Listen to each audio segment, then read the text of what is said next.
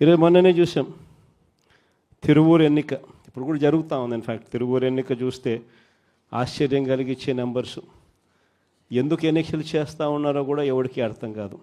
అక్కడ తిరువూరు పరిస్థితి ఏమిటి అని అంటే 17 వైఎస్ఆర్సీపీ గెలిస్తే 20లో 3 టీడీపీ. మా తెలుగుదేశం పార్టీ ఎక్కడ గెలుస్తుంది, ఎందుకు గెలుస్తుంది, అసలు పోటీ ఎందుకు పెడతా ఉన్నారు? అయినా దాన్ని కూడా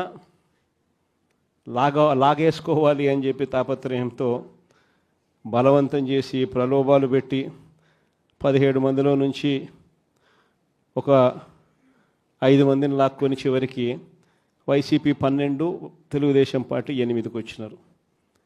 అక్కడ కూడా ఎన్నిక కూడా ఇప్పటికీ మెజారిటీ మనమే కాబట్టి ఎన్నిక ఎప్పుడైనా మనమే గెలవాలి.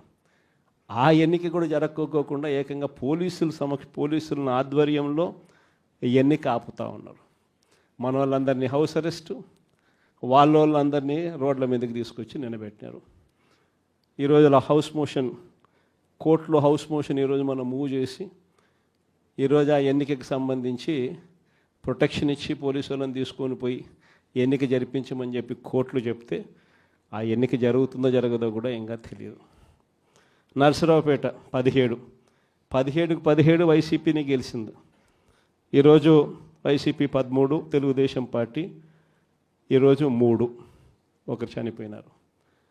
సో ముగ్గురే ఉన్నప్పుడు, ఇప్పటికీ మనకి మెజారిటీ ఉన్నప్పుడు తెలుగుదేశం పార్టీ ఏ రకంగా గెలుస్తుంది? కానీ కోరం లేకపోయినా కూడా మేమే గెలిచేసినామని చెప్పి డిక్లేర్ చేసుకున్నారు. కారంపూడి 14 వైసీపీ, 14 వైసీపీనే గెలిచింది. ఈరోజు ప్రలోభాలు పెట్టి ఇంకొకటి చేసి వైసీపీ 8, తెలుగుదేశం పార్టీ 6. అయినా కూడా మనకే మెజారిటీ ఉంది. అయినా కూడా అక్కడ కూడా కోరం లేకపోయినా కూడా మేమే గెలిచాము అని చెప్పి డిక్లేర్ చేసుకున్న పరిస్థితి. అంతెందుకు కుప్పం